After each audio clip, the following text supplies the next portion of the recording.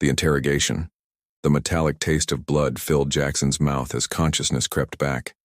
His head pounded with the rhythm of a war drum, and the cold steel beneath him bit through his torn diplomatic uniform.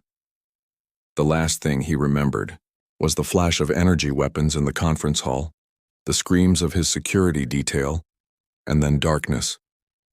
He flexed his fingers experimentally. Restraints. Magnetic, by the feel of them. Standard Valian military issue. The room around him was sparse. Gray walls, a single door, and the faint hum of energy barriers. No windows. Deep in their ship, then. The door hissed open with mechanical precision. She entered like a predator claiming territory. Commander Zara Thorne. He'd studied her file during the diplomatic briefings. Pale blue skin that seemed to shimmer under the harsh lighting. Silver hair pulled back in a severe knot. And eyes the color of Arctic ice. Her uniform was immaculate, every line and insignia speaking of military perfection. She moved with the controlled grace of someone who had never known defeat. Captain Reed. Her voice carried the musical quality typical of her species, but underneath lay something harder than titanium. I trust your accommodations are adequate? Jackson tested the restraints again, then looked up at her with a crooked smile. 5 stars, though the room service is lacking. She circled him slowly, boots clicking against the metal floor. Humor. How refreshingly human. Your government sent their best comedian to negotiate a ceasefire? They sent their best soldier, he replied, watching her move. The humor comes free. Zara stopped directly in front of him, close enough that he could see the flecks of darker blue in her eyes. Soldier? Your file says diplomat. My file says a lot of things. She tilted her head, studying him like a specimen. Former special operations. 12 years of active duty before your career change. Tell me, Captain, what made a killer become a peacemaker? What made a peacekeeper become a kidnapper? The question hit its mark. He saw it in the slight tightening around her eyes. The way her shoulders tensed almost imperceptibly. Good. She wasn't as controlled as she pretended. I am securing assets for the Valian Empire, she said, her tone carefully neutral. Your value as a prisoner far exceeds your worth as a corpse. Flattered. Jackson leaned back as much as the restraints allowed. Though I have to say, your technique needs work. My technique? The intimidation routine. Vary by the book. Circle the prisoner, make them feel small, establish dominance through physical presence. He nodded toward her measured pacing. Textbook, really. Almost boring. Zara's jaw tightened. You think this is a game? I think you're trying too hard. He met her gaze steadily. Real authority doesn't need to announce itself. She stopped moving. The silence stretched between them like a taut wire. When she spoke again, her voice was deadly quiet. You have no idea what real authority looks like, human. Show me. The words hung in the air. Jackson watched something shift in her expression. Surprise, maybe, or anger. He'd meant to provoke her, to crack that perfect military composure. What he hadn't expected was the way her pupils dilated slightly, or how she took an unconscious step closer. You want to see authority? She asked, her voice dropping to barely above a whisper. I want to see something real. This performance you're putting on, it's not you. You know nothing about me. I know you're afraid. Her hand moved faster than thought, striking his cheek with enough force to snap his head to the side. The sting spread across his face like fire, but he turned back, to look at her with the same steady gaze. Feel better? He asked. No. The admission seemed to surprise her as much as it did him. They stared at each other for a long moment. Jackson could see the conflict in her eyes.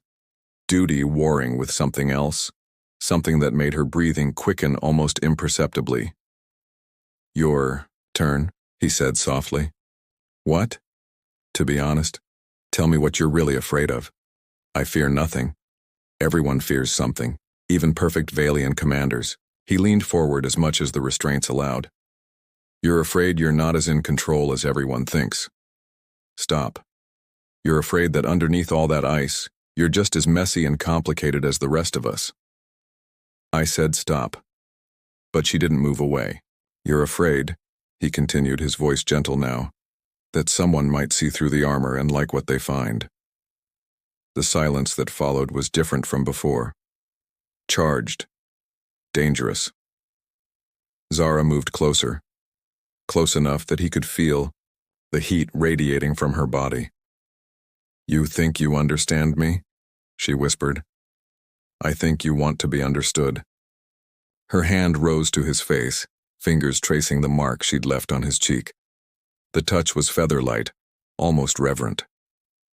You're wrong about me, she said, but there was no conviction in her words. Prove it. The kiss caught them both off guard. She moved first, closing the distance between them with desperate urgency. Her lips were softer than he'd expected, and when he responded, as much as the restraints allowed, she made a sound that was part surprise, part hunger. She pulled back, breathing hard, eyes wide with shock at her own actions. Zara, don't. She stepped back, running a hand through her hair, disrupting the perfect order. This can't happen. But it did. She turned away from him, shoulders rigid with tension. You're a prisoner. I'm your captor. There are protocols. Forget the protocols. I can't. The words burst out of her with surprising force. I won't compromise my position for what? For feeling something real for once? She spun back, to face him. And he saw the war playing out in her expression, duty against desire, control against chaos. You don't understand what you're asking, she said quietly. Then explain it to me. For a moment, he thought she might. Her lips parted as if to speak, vulnerability flickering across her features like candlelight. Then the moment passed, and the mask slammed back into place. The interrogation will continue tomorrow, she said, her voice once again professionally neutral. Perhaps you'll be more cooperative after a night to consider your situation. She turned toward the door, but Jackson's voice stopped her. Zara. She didn't turn around, but she paused. This isn't over. No, she said quietly, almost too soft to hear. I don't think it is. The door sealed behind her with a soft hiss, leaving Jackson alone with the lingering scent of her perfume and the knowledge that something fundamental had shifted between them. He tested his restraints again, not out of any real hope of escape, but because he needed to do something with the energy coursing through him. In the corridor outside, Zara pressed her back against the wall and tried to steady her breathing. Her fingers rose unconsciously to her lips, still tingling from the kiss. She'd broken every rule in the manual, compromised her position, shown weakness to a prisoner, and she wanted to do it again. She pushed herself away from the wall and walked toward her quarters with measured steps, back straight, every inch the perfect officer. But inside, something had cracked, and she wasn't sure it could ever be repaired. Neither of them noticed the small recording device blinking silently in the corner of the interrogation room, or the figure watching the feeds from several decks. Below, fingers already moving across a communication pad. The real game was just beginning. The conspiracy. The alert chimed at 0630 hours, jolting Zara from restless sleep. She'd been dreaming of Arctic eyes and calloused hands, of a kiss that shouldn't have happened but felt more real than anything in her carefully constructed life.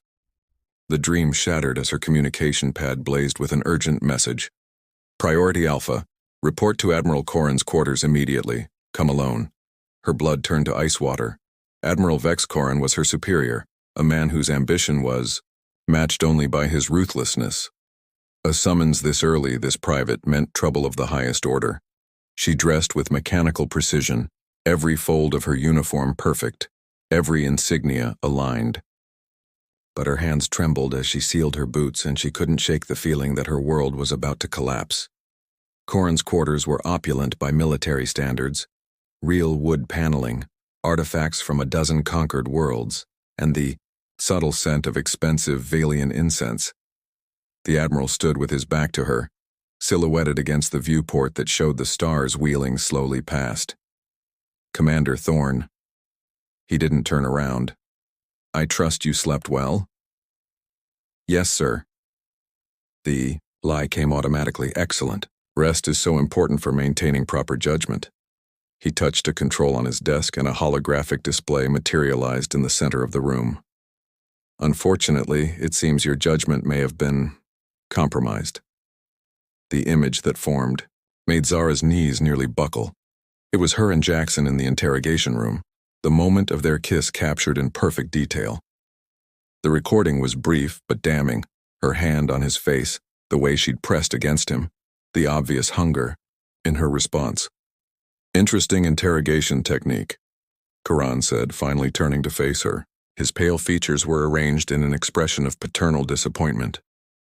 Though I must admit it's not covered in any manual I've read. Zara's mind raced. Deny it? Claim it was tactical? Make excuses? None of them would work. The evidence was there undeniable. Sir, I can explain. Can you? He circled the hologram, studying it from different angles. Please, Commander. I'm fascinated to hear how seducing a prisoner serves the Empire.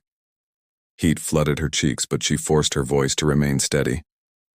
It was a momentary lapse in judgment. It won't happen again. No, Corin agreed. It won't. Because you're going to fix this situation permanently. Something in his tone made her blood chill. Sir? The prisoner has become a liability. Worse, he's made you a liability. Corin's smile was sharp as a blade. Fortunately, transport ships sometimes have accidents. Engine failures, hull breaches. Tragic, really. You want me to kill him? I want you to clean up your mess. He stepped closer, close enough that she could smell the metallic tang of his augmented implants. Unless, of course, you'd prefer to explain this recording to the High Command. I'm sure they'd be very interested in how their most decorated officer compromised herself with enemy personnel. The trap was perfect. Refuse and her career, her life was over. Except, and she'd have to murder the one person who'd seen past her armor to something real underneath. I need time to arrange it properly, she said finally. Of course. 12 hours should be sufficient. Corin dismissed the hologram with a wave. And Commander, make sure there's nothing left to investigate. Zara saluted smartly and left, her spine rigid with military bearing. But the moment the door sealed behind her, she sagged against the wall, her perfect composure finally cracking. 12 hours. 12 hours to figure out how to save them both. She made her way to the detention level, nodding curtly to the guards. They knew better than to question her presence. She was their commander after all, but once inside the secure corridor, she activated a privacy field and pulled out a small device she'd hoped never to use. The scanner found 3 surveillance devices in the first sweep, 3 that she could see. How many more were hidden? How long had Corin been watching her? The interrogation room door hissed open. Jackson looked up from where he sat on the narrow bench, and she saw the wariness in his eyes shift to something else when he saw her expression. We need to talk, she said, without preamble. I gathered that from your expression. You look like someone just handed you a death sentence. Close enough. She showed him the privacy scanner, then began a more thorough sweep of the room. We're being watched, recorded, and unless we do something fast, we're both dead. Jackson's posture changed, the relaxed prisoner facade falling away to reveal the soldier underneath. How long do we have? Corin gave me 12 hours to arrange your death. Make it look like an accident. She found another device, this one so small it was nearly invisible. He's been monitoring everything. The kiss, our conversation, all of it. Using it as leverage, using it as a weapon. She disabled the final scanner and pocketed it. He wants me to eliminate you to protect the Empire's reputation, but I think there's more to it. Jackson studied her carefully. You could just do what he asks, kill me, save yourself. I could. She met his gaze steadily. Is that what you think I'll do? A few days ago, yes. Now? He shook his head. Now, I think you'd rather fight. Then you know me better than I thought. She began working on his restraints, fingers flying over the magnetic locks. Because we're going to burn his whole operation down. The restraints fell away with a soft click. Jackson flexed his wrists, wincing at the raw marks left by the bindings. What's the plan? First, we get you out of here. I have a safe room in the tech sector off the official schematics. Then we figure out what Karan's really after. And if we can't, she handed him a pulse pistol from her belt. Then we improvise. They move through the ship like ghosts, using maintenance shafts and forgotten passages that Zara had memorized during her years of service. The safe room was exactly what she'd promised. A small space hidden behind false panels equipped with independent life support and communication arrays. Impressive, Jackson said, settling into one of the two chairs. How long have you been planning for this kind of thing? Since I realized that loyalty in the Empire only flows one direction. She activated the communication array and began pulling files. Corin's been building a power base for years, eliminating rivals, consolidating control. I was supposed to be his perfect weapon. Cold, efficient, unquestioning. What changed? She glanced at him, and for a moment her mask slipped completely. You did. You made me remember what it felt like to be human.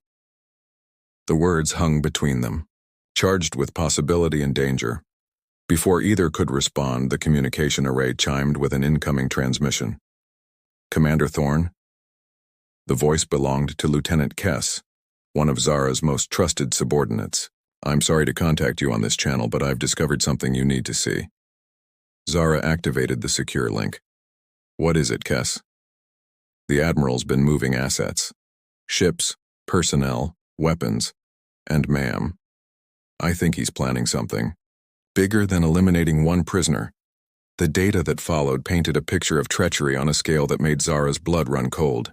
Corin hadn't just been building a power base, he'd been preparing for a coup. The High Command, the peace negotiations, even her assignment to capture Jackson, all of it had been orchestrated to create the perfect moment to seize control. He needed you compromised, Jackson said, studying the files over her shoulder. Needed a reason to remove you from the equation. Because I'm the only one with enough influence to stop him. She pulled up tactical displays, her mind already working through possibilities. Half the fleet answers to me. Without my support, his coup fails. So what do we do? She turned to face him fully, and he saw the commander she truly was. Not the perfect soldier, but the leader who'd earned loyalty through strength and wisdom. We expose him. Show the fleet what he really is. She began composing a message, her fingers flying over the controls. But it means going public with everything. The recording, our relationship, all of it. Zara. He caught her hand, stilling her movements. Are you sure? This will destroy your career. My career was built on serving an ideal that doesn't exist. She laced their fingers together, drawing strength from the contact. Maybe it's time to build something real instead. The transmission went out on all fleet channels simultaneously. Evidence of Karan's conspiracy, testimonials from officers he'd intimidated or eliminated, and yes, the recording of her and Jackson. But alongside it, she sent her own message. A declaration that some things were worth fighting for, even if it meant standing against everything you'd once believed. The response was immediate. Ship after ship declared for her, their captains choosing the commander they trusted over the admiral who'd tried to manipulate them all. Corin's support crumbled in minutes, his carefully laid plans unraveling like a cheap tapestry. When the security forces came for him, he was already in chains. 3 weeks later, Zara stood on the observation deck of a ship bound for neutral space. Her uniform was gone, replaced by civilian clothes that felt strange after so many years in military dress. Behind her, she heard footsteps and turned to find Jackson approaching with 2 cups of real coffee, a luxury she hadn't tasted in months. Any regrets? He asked, offering her one of the cups. She considered the question seriously. Her career was over, her position in the Empire forfeit. They were exiles now, bound for a life among the outer colonies where no one cared about old loyalties or ancient grudges. No, she said finally.